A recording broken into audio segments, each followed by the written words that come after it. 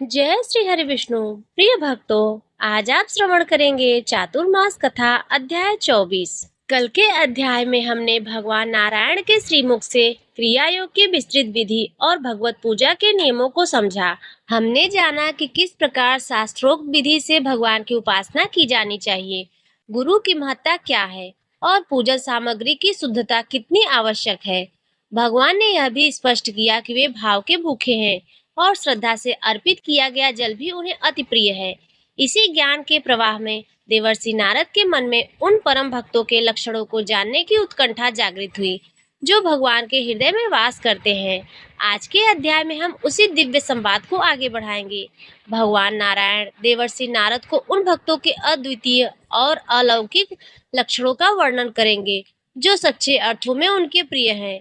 यह वर्णन केवल बाहरी आचरण तक सीमित नहीं होगा, अपितु भक्त के आंतरिक स्वभाव, उनकी चित्तवृत्ति और उसकी भगवान के प्रति अनन्य निष्ठा को भी उजागर करेगा। हम जानेंगे कि ऐसे भक्त संसार में रहते हुए भी कैसे माया के बंधनों से मुक्त रहते हैं और उनकी भक्ति उन्हें किस प्रकार परम शांति और मोक्ष प्रदान करती है। यह निश्चित रूप से सभी भक्तों के लिए शिक्षाप्रद और कल्याणकारी सिद्ध होगा। बोलिए सरस्वती महारानी की जय। प्रथम पूज्य श्री गणेश महाराज के चरणों में वंदना करते हैं। भगवान श्री हरि विष्णु की वंदना करते हैं। बोलिए विष्णु भगवान की जय। तो चलिए आज की कथा आरंभ करते हैं। स्कंद ने कहा, हे सूत जी, भगवान नारायण द्वारा क्रिया योग के उस गूढ़ रहस्य को सुनकर जिसमें श्रद्धा की ही प्रधानता है, देवर्षि नारद का हृदय भक्ति भाव से और भी भीग गया। वे अत्यंत विनम्रता से भगवान के चरणों में नतमस्तक होकर बोले। नारद जी ने कहा, हे कमलाकांत, हे जगतपते, आपके श्रीमुख से मैंने भक्ति मार्ग का परम रहस्य और क्रिया योग की विधि सुनी, जिससे मुझे जैसे अल्पज्ञानी को भी ज्ञान प्राप्त हुआ और मैं कृतार्थ हुआ। परंतु हे प्रभु, मेरे मन में एक और जिज्ञासा उत्पन्न हुई है। मैं जानना चाहता हूँ कि कौन से भक्त हैं जो आपको सबसे अधिक प्रिय हैं। उनके लक्षण क्या है, उनका स्वभाव कैसा होता है। कृपया मेरे इस संदेह का निवारण करें। उन महान भक्तों की विशेषताओं का वर्णन करें जिन्हें आप अपने हृदय में धारण करते हैं। नारायण ने कहा, हे नारद, तुम्हारा प्रश्न अत्यंत गूढ़ और भक्ति मार्ग के सार को जानने की तुम्हारी उत्सुकता प्रशंसनीय है। सुनो, मैं तुम्हें उन परम भक्तों के लक्षण बताता हूँ जो मुझे संसार की सभी वस्तुओं से अधिक प्रिय है और जिनके स्मरण मात्र से ही पापों का नाश हो जाता है। मेरा सच्चा भक्त वह है जो सत्व, रज और तम इन तीनों गुणों से अतीत हो चुका है। वह गुणों के कार्यों में आसक्त नहीं होता, न ही उनसे विचलित होता है। वह सुख दुख, शीत उष्ण, मान अपमान, निंदा स्तुति में समान भाव रखता है। उसके लिए कोई प्रिय नहीं है, कोई अप्रिय नहीं है, कोई अपना नहीं, कोई पराया नहीं। वह सभी प्राणियों में मुझे ही देखता है और इसलिए सभी के प्रति समान भाव और मैत्री रखता है। उसे न तो किसी वस्तु की आकांक्षा होती है और न ही किसी वस्तु को खोने का भय। जो भक्त किसी एक स्थान, गृह या संबंध में आसक्त नहीं होता, वही मेरा प्रिय है। वह जानता है कि यह शरीर और संसार नश्वर है। वह अनिकेत, बिना किसी निश्चित निवास के होता है, अर्थात वह सांसारिक बंधनों से मुक्त रहता है। भले ही वह गृहस्थी में हो, उसकी बुद्धि मुझ में स्थिर रहती है। वह कभी भी अपने लक्ष्य मुझ तक पहुँचने से विचलित नहीं होता। मेरा भक्त कभी भी प्रमाद, आलस्य या लापरवाही नहीं करता। वह अपनी नित्य क्रियाओं और भक्ति मार्ग में सदैव जागरूक रहता है। वह शुचि, पवित्र होता है, चाहे वह शारीरिक शुद्धि हो या मानसिक शुद्धि। उसके विचार और कर्म दोनों निर्मल होते हैं।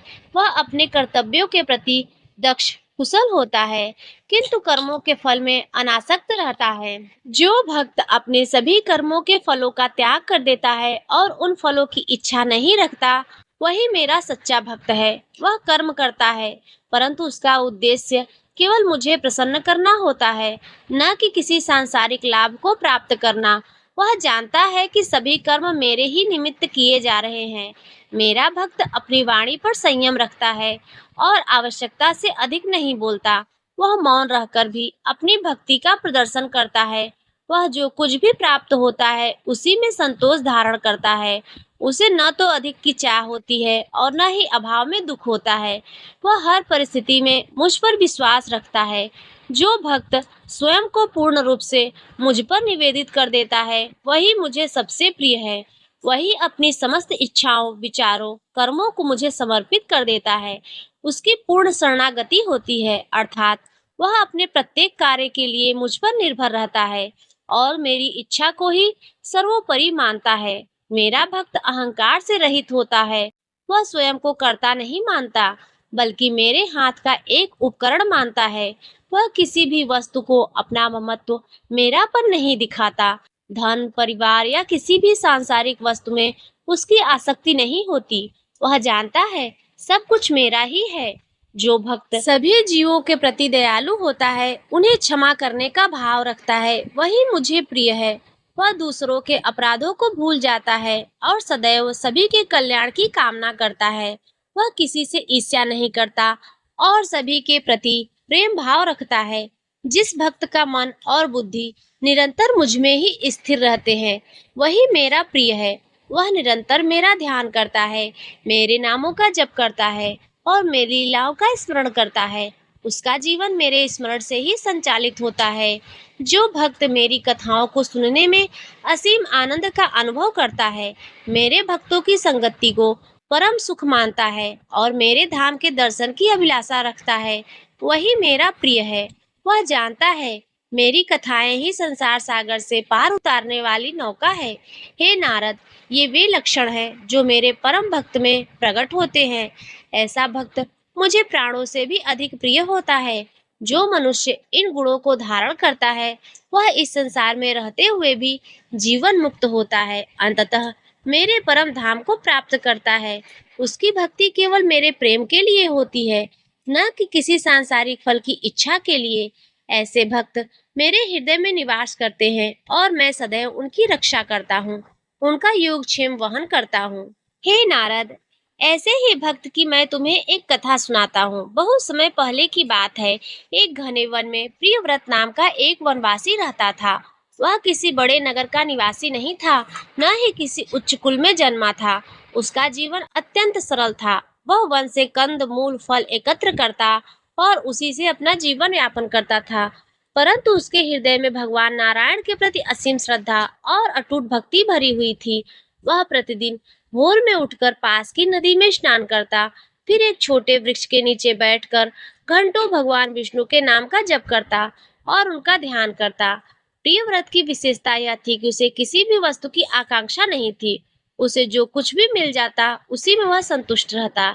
यदि किसी दिन भोजन न मिले तो प्रसन्नता पूर्वक जल पीकर सो जाता, यह सोचकर कि भगवान की यही इच्छा है। उसका मन कभी भी किसी सांसारिक भोग में नहीं भटकता था। वह त्रिगुणों से अतीत था। न उसे सुख में कोई विशेष हर्ष होता था और न दुख में कोई विशाल विषाद। वह समदर्शी था। वन में विचरण करते समय यदि कोई हिंसक पशु भी उसके सामने आ जाता तो वह उसे भगवान का ही रूप मानकर प्रणाम करता और आश्चर्यजनक रूप से कोई भी पशु उसे हानि नहीं पहुंचाता था। प्रियव्रत का सबसे बड़ा गुण था कि उसकी निरंतरता और अप्रमाद। चाहे तेज धूप हो या घनघोर वर्षा, वह कभी भी अपनी नित्य पूजा और जप से विचलित नहीं होता था। वह कभी भी आलस्य या लापरवाही नहीं करता। उसका शरीर भले ही वनवासी का था, परंतु उसका मन और अंतरात्मा परम पवित्र थी। वह किसी से ईर्ष्या नहीं करता था, किसी का बुरा नहीं सोचता था। यदि कोई पथिक भटक कर उसके पास आ जाता तो प्रियव्रत उसके लिए यथासंभव सहायता करता था और उसे सही मार्ग दिखाता था।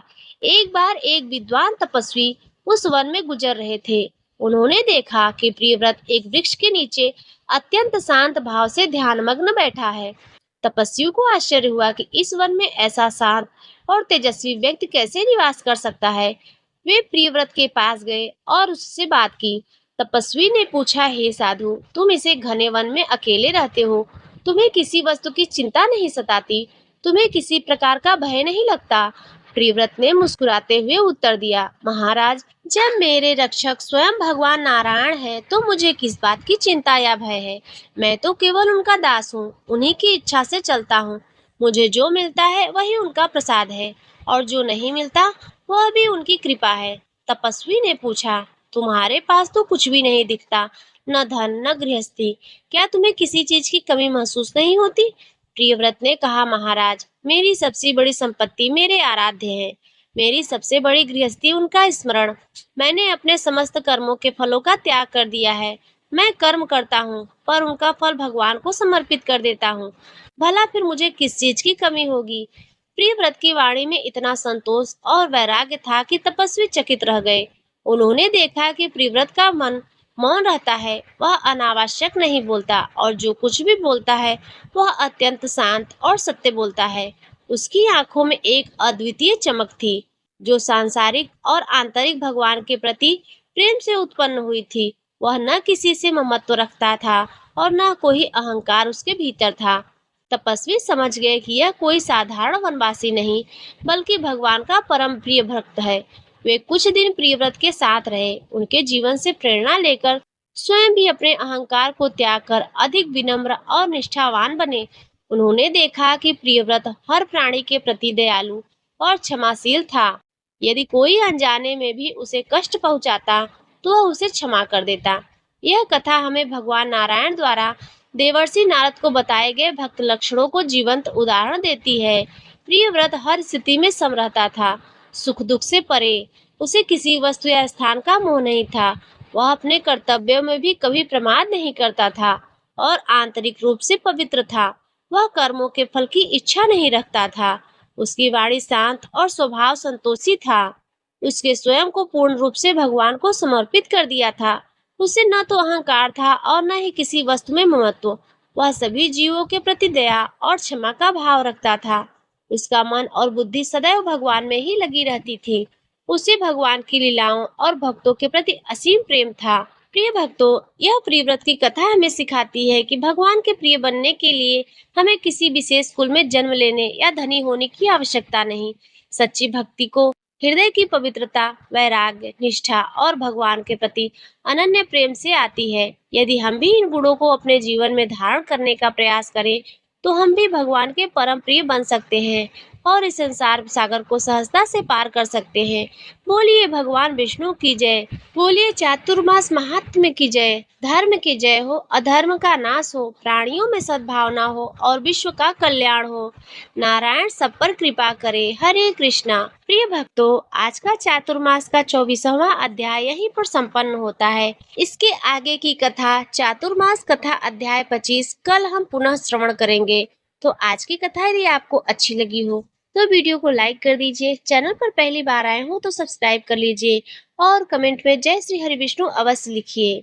और साथ में यह भी बताइए कि चातुर्मास की कथाएं आपको कैसी लग रही हैं।